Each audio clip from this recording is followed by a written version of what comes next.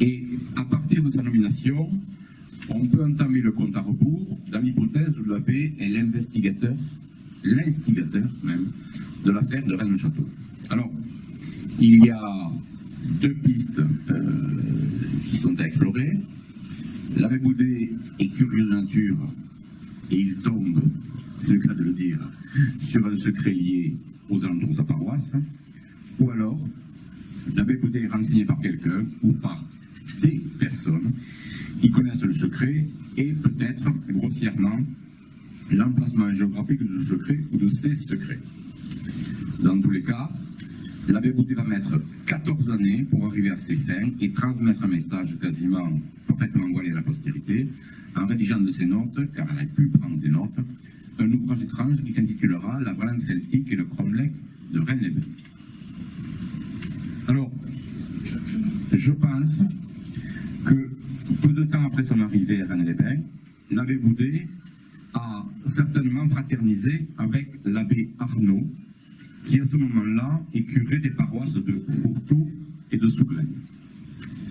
Et je vais m'arrêter un petit moment parce que l'abbé Arnaud, on n'a pas de biographie sur l'abbé Arnaud.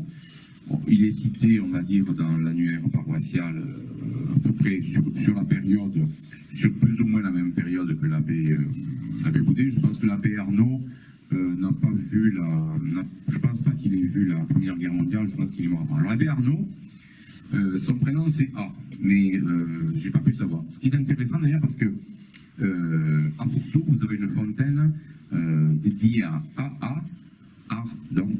Arnaud. C'est très intéressant parce que le double A à l'époque, c'était aussi l'insigne symbolique de certaines sociétés secrètes qui se faisaient appeler AA ou triple A. Voilà. Rien à voir avec les agences de notation boursière, hein. Elles arriveront beaucoup plus tard.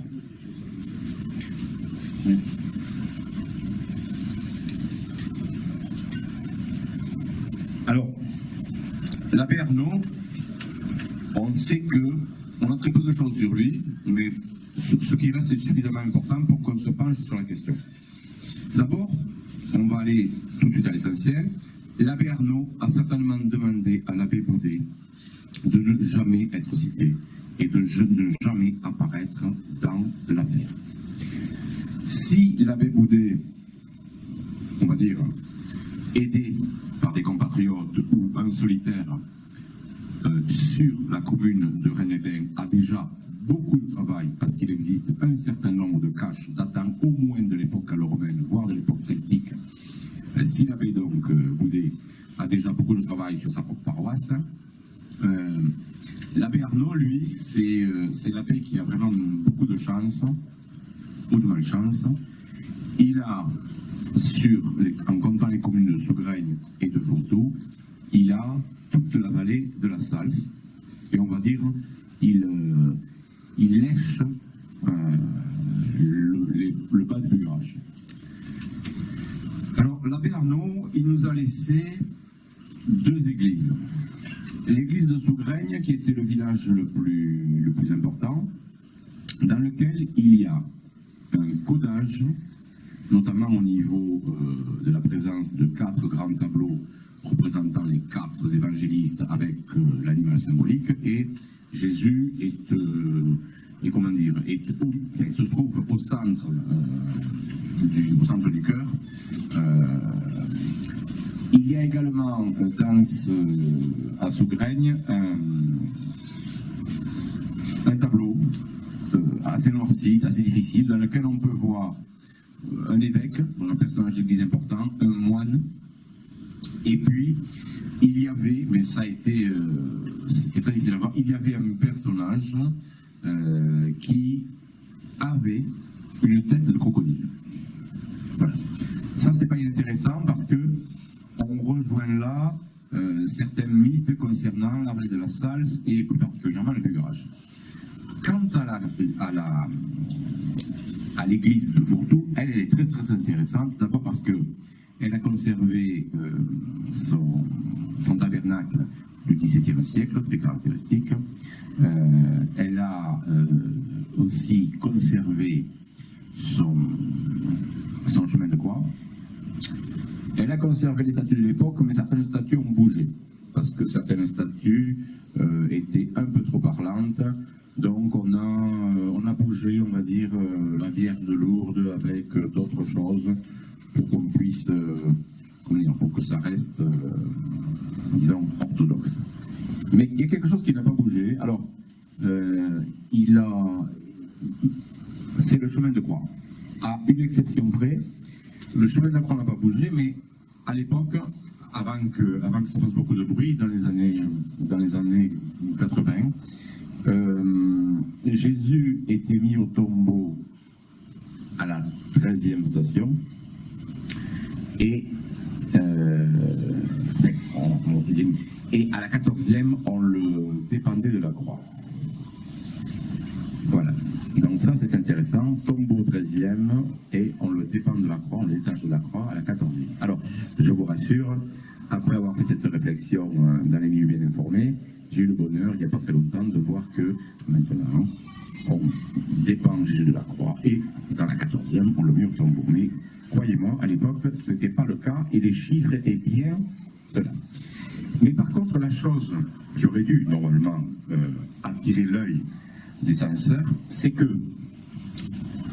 dans le chemin de croix de Fourtou, de l'église de Fourtou, il y a, au niveau de pendant la crucifixion, il y a des soldats donc, qui montent Jésus vers la croix, qui le crucifient et qui vont garder la croix et qui vont le dépendre. Eh bien, figurez-vous qu'à Fourtou, ces soldats, c'est des Gaulois.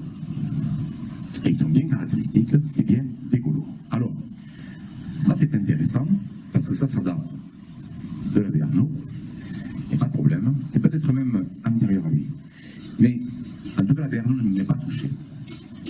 Et ça c'est intéressant, je vais dire pourquoi, parce que si vous considérez que le corps est monté au ciel, le corps de Jésus, donc, ça c'est une information dont vous foutez éperdument. Par contre, si vous considérez que seul l'âme est monté au ciel, mais que le corps restait là, comme Jésus donc, a été mis au tombeau un soir veille du Shabbat, et que donc aucun membre, aucun juif n'avait le droit de toucher ce corps, si vous aviez un étranger bien positionné, vous pouviez effectivement retirer le corps du tombeau et l'amener ailleurs. Et qui, à l'époque, pouvait faire cette opération? Eh bien, la tribu de Gaulois, qui était employés comme mercenaires auprès du Sanhédrin et auprès de la royauté juive, tribu de Gaulois, qui avait été donnée en cadeau par les Égyptiens suite à une aide du royaume d'Israël à l'Égypte quand il y a une difficulté. Et ces Gaulois étaient parfaitement aptes, un vendredi soir, veille de Shabbat, ou dans la nuit, à rouler la pierre, à récupérer le corps et à le faire transférer sous le temple, puisque je vous rappelle que Jésus avait dit, de toute façon, vous pouvez me tuer, dans 3 jours je reviens. Et compte tenu des nombreux miracles qu'il avait fait, vous pensez bien que le Sanhédrin, à l'époque, s'est dit, bon, que Joseph d'Arimathie le mette dans un tombeau, d'accord, mais dans la nuit il va se passer quelque chose, donc avant qu'il se passe quelque chose, on roule la pierre, on sort le corps, on le met sous le temple, on ferme bien les portes des caves, on met des gardiens, et là on verra bien si Jésus ressort pour nous emmerder. Ben, manque de bol, il était déjà ressuscité quand ils ont mis le corps au tombeau, et il les a quand même emmerdés pas mal, mais bon, les Juifs de l'époque ont eu beaucoup plus de problèmes avec les Romains, puisque c'était quasiment la fin du royaume d'Israël au moment où Jésus ressuscite. Ça se fera en 2 parties, mais ça se fera et ce sera à l'époque définitive. Donc, nous avons la paroisse de Fourtou desservie par notre abbé Arnaud avec un certain nombre de choses insolites. Alors, je vous passe le crucifix qui est au fond de l'église avec donc un Jésus et un clou qui pend par une chaîne donc sous l'église de Jésus. C'est très intéressant aussi. Je vous passe le cimetière de Fourtou, vous irez voir le cimetière de Fourtou, vous irez voir la tombe avec le N inversé, la tombe de Béarno. Vous regarderez les 2 croix, dont une est une croix templière, les 2 croix qui sont sur la murette du cimetière. Vous regarderez d'autres tombes de Fourtou. On m'a expliqué qu'il y avait aussi des choses à voir dans l'ancien cimetière de Sougraï, ce qui ne m'étonne pas. Ce qui est intéressant, c'est que par contre, on sait que et notre ami Boudet et notre ami Arnaud ont terminé et confirmé leurs opérations en 1881, puisque, alors je vais quand même regarder la date pour en être bien sûr, parce que normalement ça je l'ai noté.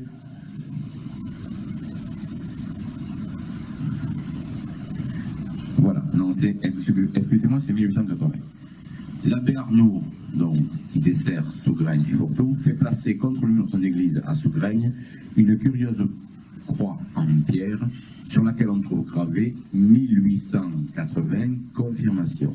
Alors, si l'on peut penser qu'officiellement ce fut pour commémorer une confirmation des enfants du village durant cette année, je pense, quant à moi, que par cette croix et par ce mot, l'abbé Arnaud veut nous suggérer que c'est en 1880 que lui et l'abbé Boudet ont vu leurs efforts se confirmer dans leurs recherches, mais lesquels et quoi, mystère.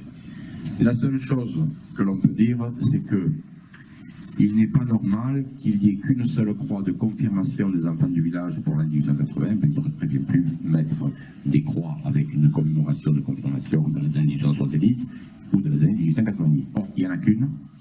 Il faut aussi savoir que cette croix de confirmation de 1880 est une croix qui est tournée dans la direction du Pêche de Rhodes et par là même, si l'on poursuit la ligne, dans la direction du Bugarach. Et dans une zone extrêmement importante dans le Bugarach, qui est une zone qui se trouve en contrebas de la ferme du Lozadel. Voilà. Donc, on a quand même un certain nombre d'éléments qui nous amènent à penser que on est bien sur un mystère qui concerne l'Église. Je pense que l'abbé Arnaud a dit à l'abbé Boudet, écoute, je vais laisser, ou je vais créer au niveau de mes paroisses, des églises de Fourtou et Sougraigne, je vais laisser un certain nombre de codages très légers et très orthodoxes. Il y a déjà une croix de 1836 qui devait être posée. Alors, je ne sais pas si cette croix de 1836 avec un 6 qui forme une espèce de C ouvert. Je ne sais pas si elle était exactement à l'emplacement où elle est actuellement. C'est possible. Mais là, on peut en voir un doute. Ce qui est certain, c'est que ce 1836 avec un C ouvert, alors là aussi, il ne faut pas prendre les graveurs sculpteurs de l'époque pour des crétins ou pour des malhabiles. Si le 1836 ressemble plutôt à un 183 avec un C ouvert, d'accord, c'est certainement parce que le 6 a été transformé pour expliquer quelque chose. Voilà. Et on trouve ce C ouvert qui lui est vertical sur la croix, on le trouve à l'horizontale dans notamment les signatures de prieuré de Sion. Voilà. Je referme la parenthèse, parce que le prieuré de Sion a eu des documents, mais le prieuré de Sion n'a jamais rien compris aux documents qu'il avait. Voilà. Donc, je ne dis pas que la signature avec un C à l'horizontale reproduit du prieuré de Sion, reproduit le C à la verticale, qui doit être un 6, d'accord? Mais on peut penser éventuellement que dans le charivari justement de fouillis des documents que le prieuré de Sion avait, ils ont peut-être effectivement eu cette date de 1836 qu'ils n'ont pas su en faire, et que donc ils se sont dit tiens, on va la mettre au-dessus, mais pas à la verticale, à l'horizontale, on va la mettre au-dessus de la signature. Donc,